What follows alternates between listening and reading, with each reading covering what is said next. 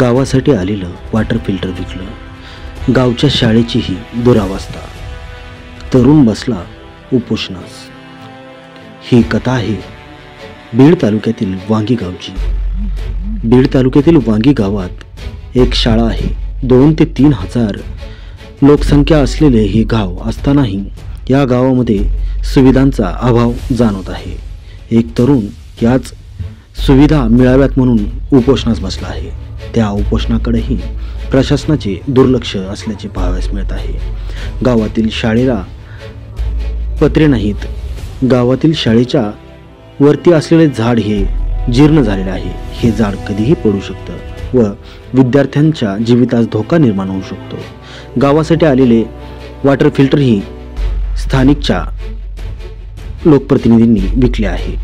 तरी या सर्व घटनेचा निषेध करत आणि सुखसुविधा या ग्रामस्थांना मिळाव्यात म्हणून एक तरुण वांगी गावातील ग्रामपंचायत कार्यालयासमोर उपोषणास बसला आहे। त्या तरुणाच्याच भावना आज जाणून घेऊया त्यांच्या शब्दात। ऐकूयात हरिभाऊ शेळके यांचे काय आहेत मागण्या।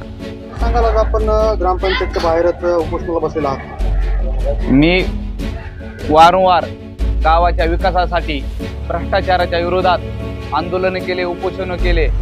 3 महिने झालं मला अद्याप कोणतीही गावावर कारवाई झाली नाही। चौकशी समिती येते, गोल गोल इथून फिरती आणि वापस जाती, अजून त्यांच्यावर कारवाई नाही।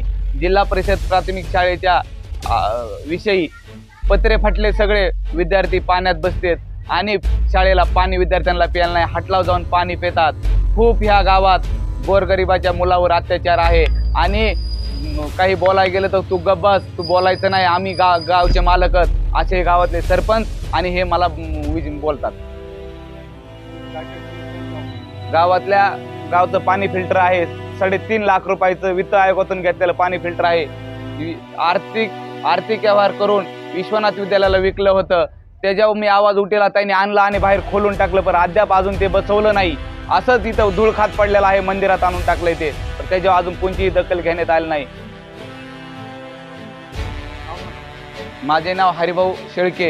एक गावाच्या विकासासाठी दररोज तळमळ आहे माझी, तरी प्रशासनाने विनंती आहे की माझी दखल घ्यावी।